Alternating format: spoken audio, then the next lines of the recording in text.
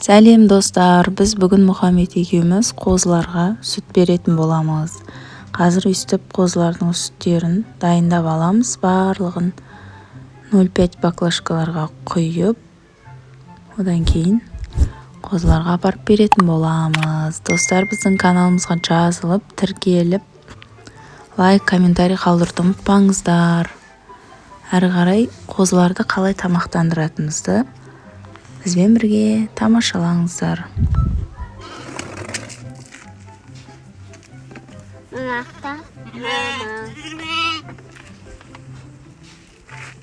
Сала аласың ба өзің?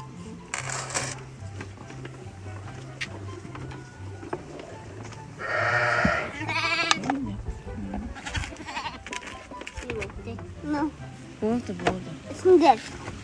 Үсіласыңдар ма? Бөпе, қайны бөпе? Мияқта ғой, мияқта. Бәрі астынан қарап тұр ғой. Ей, ана ғой бөпе.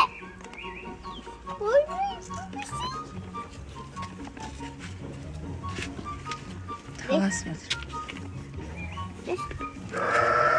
Сен де бересің ба? Иә. Астынан сөйт бере берді, төбесіне ішпей жатыр. Сәл көтерсей. Үсіласың ғой.